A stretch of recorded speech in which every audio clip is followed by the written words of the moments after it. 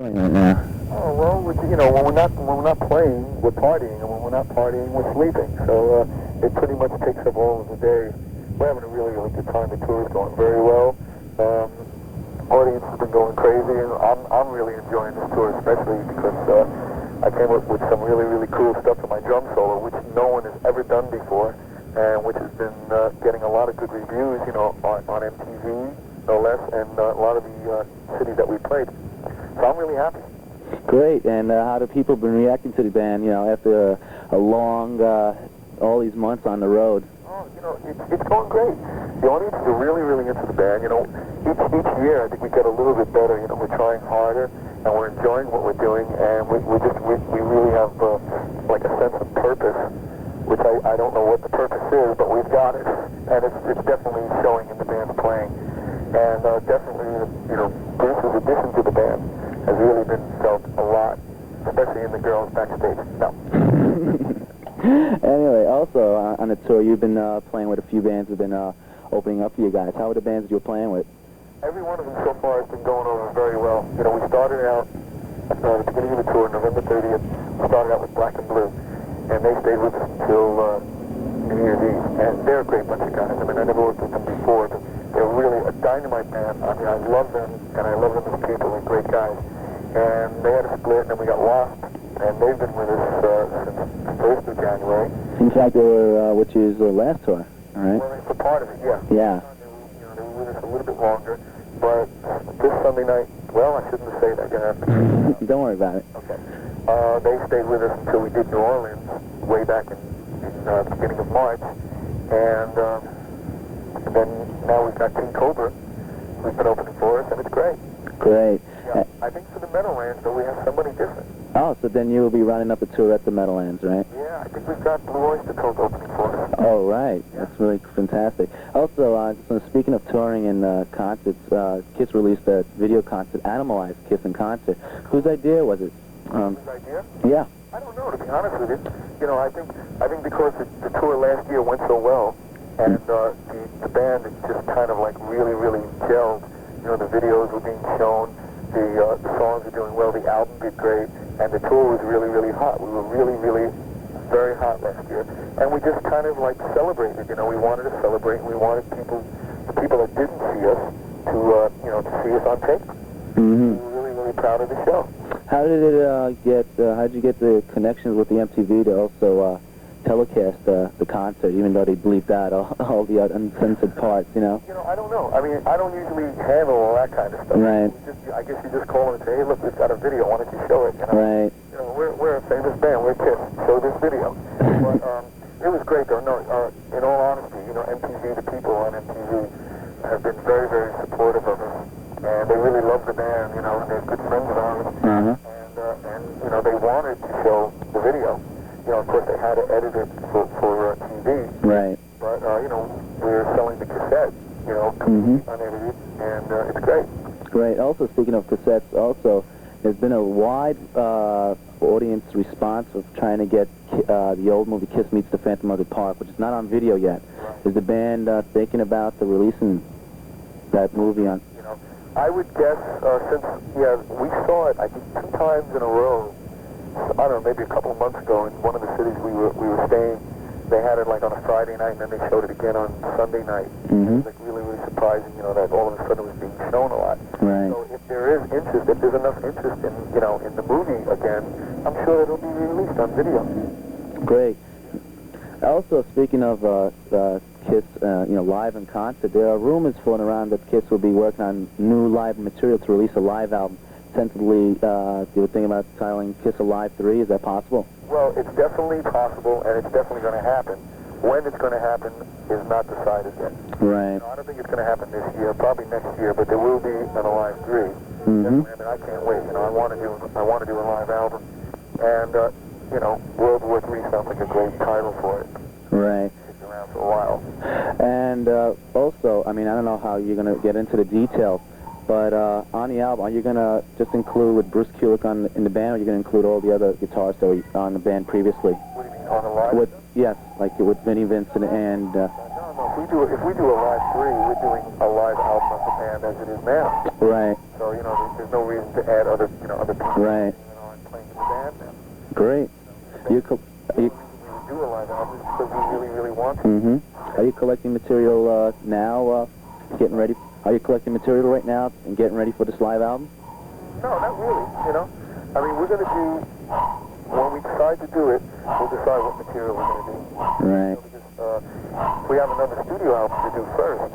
So, there may be some stuff from the studio album, from this next album, that we want to do on the live one. So you can't really pick, the material for the live album unless you've done the studio album first.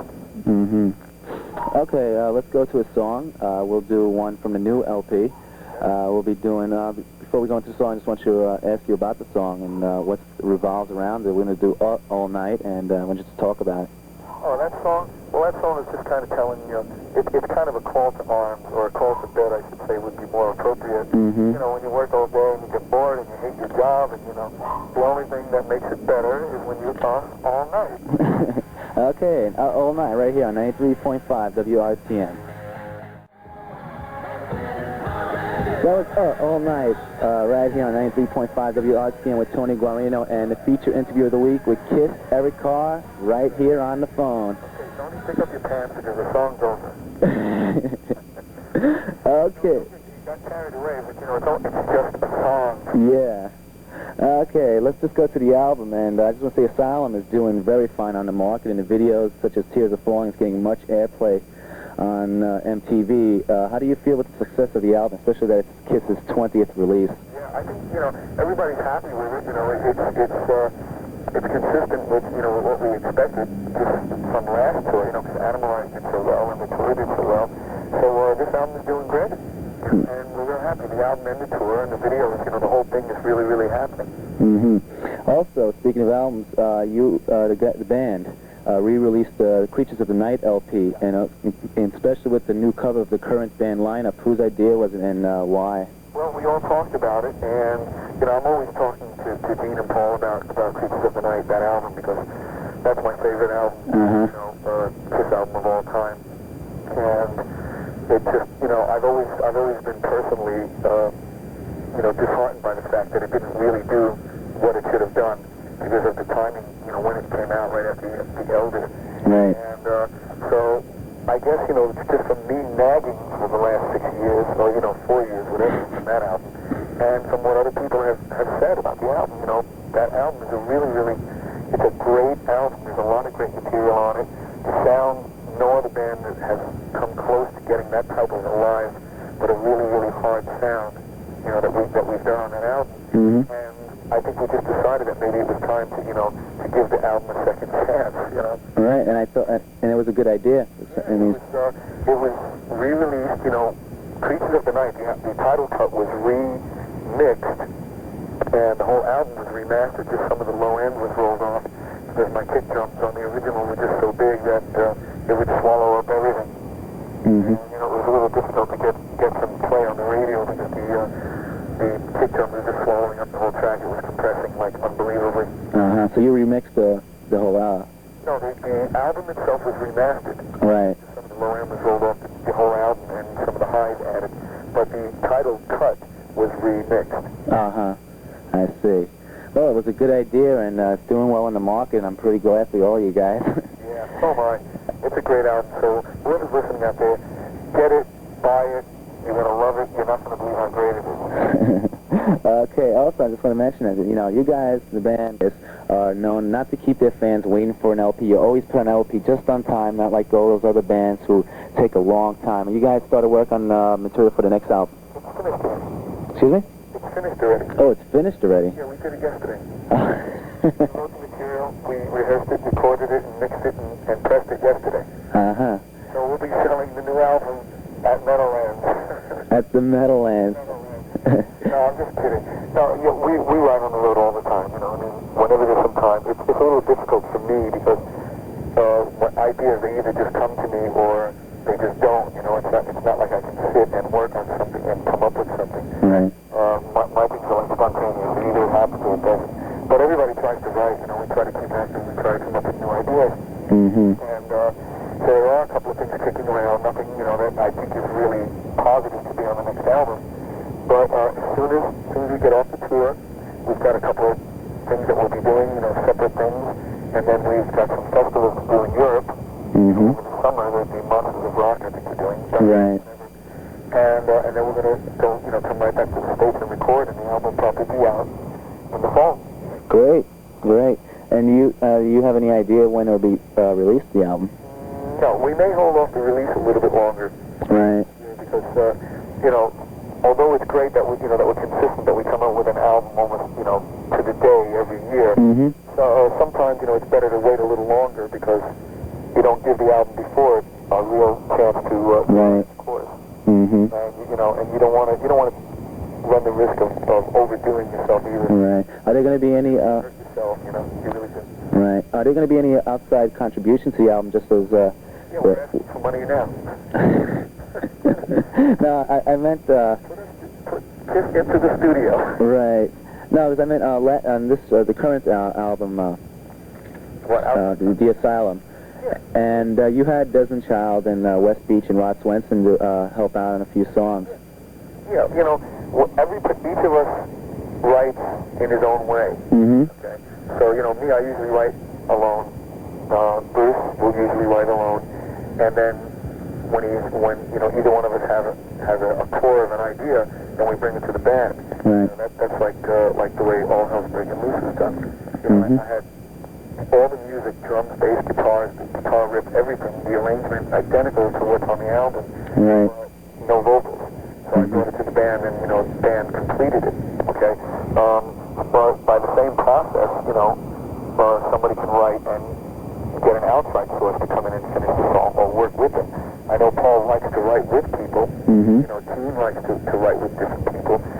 But that's not to say that, you know, that all the stuff is going to be collaborated. You know, if someone can come up with a really hot song by himself, Mm-hmm. right? Great. So to answer your question, I know I was very long-winded. To answer your question, yes, I'm sure there will be outside writers on the album. Okay. Let's do another song. We'll do one from the Creatures of the Night LP. Which one? We'll do Love It Loud. Okay. Okay.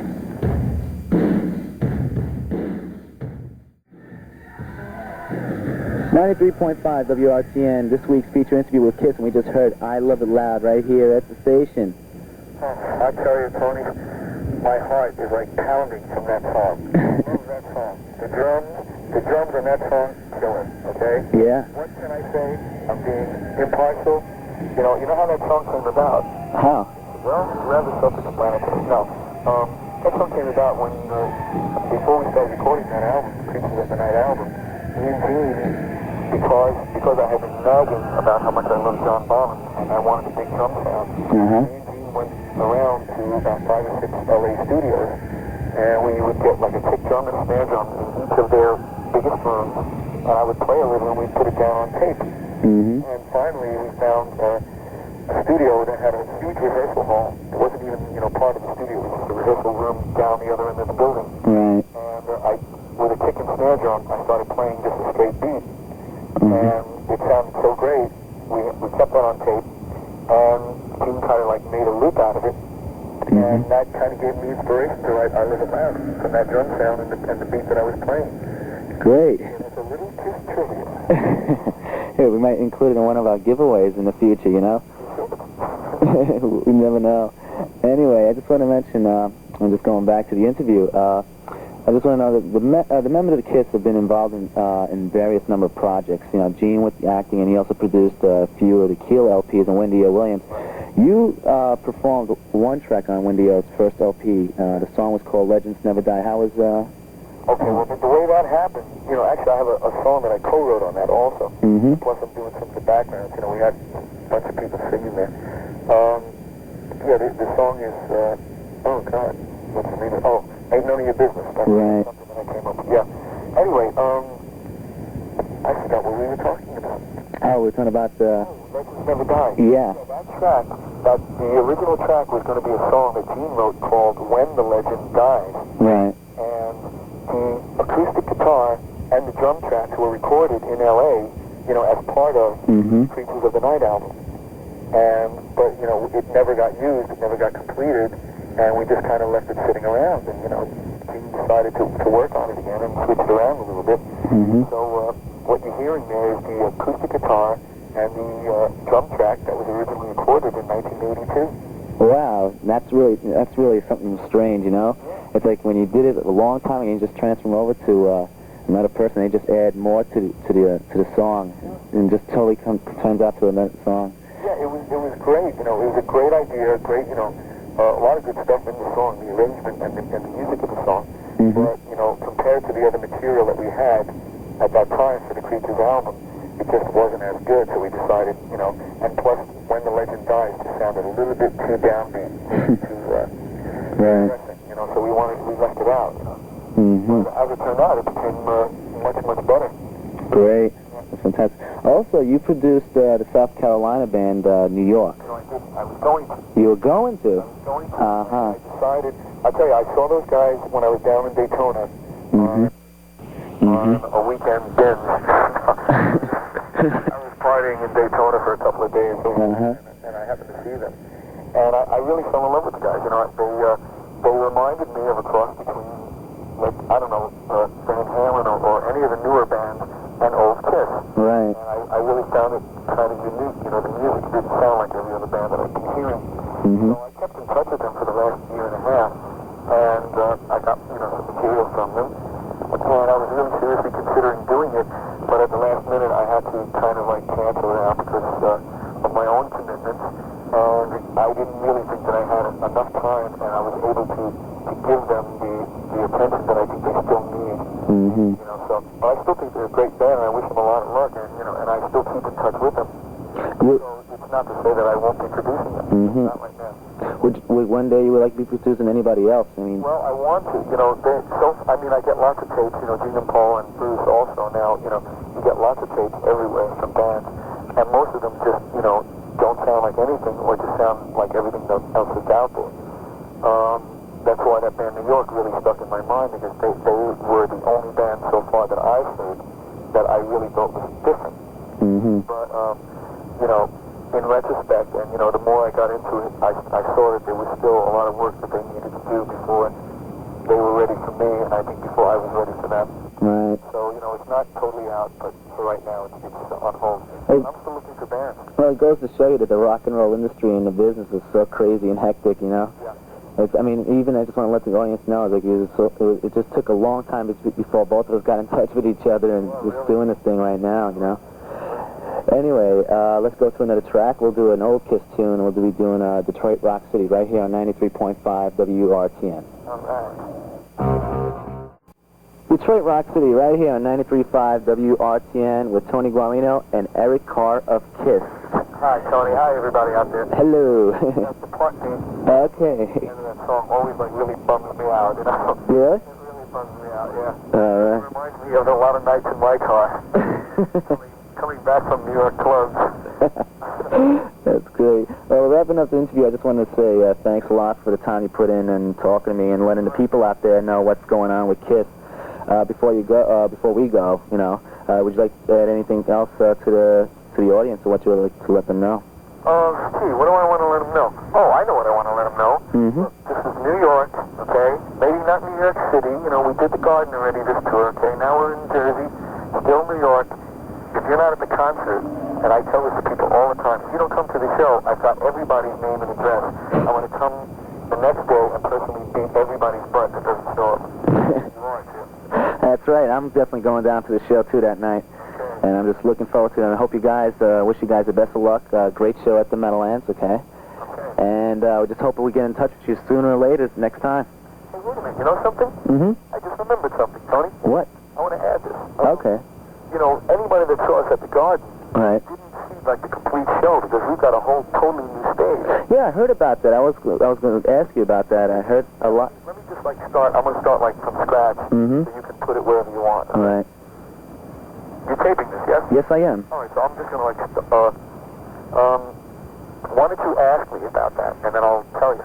Well, I just heard about the way the atmosphere was going on at the concert. Was people going wild, and you just couldn't do many of the things you were planning to do. Yeah. Such as when you guys usually rise up into the ceiling with the lights, you know. I mean, What was the story behind that and everything? Oh, well, that thing we had, we were looking for an opening of the show, and we were going to be in like these 4 little tiny, I don't know what you'd call it. It's basically just a one pole with 2 poles sticking out at the bottom that you put your feet on. And each of us had his own separate one, and we were going to go all the way up like, 40 or 50 feet over the lighting truss, not under it. Right. So, and then be lowered down, but there was no way to make it, safe enough that somebody wouldn't get killed. I mean, we all take risks, and I don't mind, which brings me to remind you about my drum solo. Anybody that's been to the show at the Garden did not see all the effects of my drum solo because they weren't prepared yet. They weren't ready yet. Right. I play my solo behind a wall of fire. I don't know if you've seen it, Tony. I've seen it. Yeah, okay. Yes. Because we didn't do it at the Garden because it wasn't ready yet. And I think there was a bunch of pyro stuff that we didn't do at the Garden because it wasn't ready. But anyway, we've got, see, I want to make this coherent so you can use it, okay? All right. We got a brand new stage. Now, this is the 3rd change in the stage on this tour. Really? The original stage that we went out with, we decided that, we did the whole thing by phone, and we decided it just didn't look massive enough and it wasn't cool enough. So we changed it around. We used parts of last year's stage in the meantime while we were getting the new one built. But the new one, yes, the new one is here. We've had it now for about a month and a half. And the best way to describe it is it looks like a huge music store that exploded. I mean, there's like stacks and stacks of amps all over the place.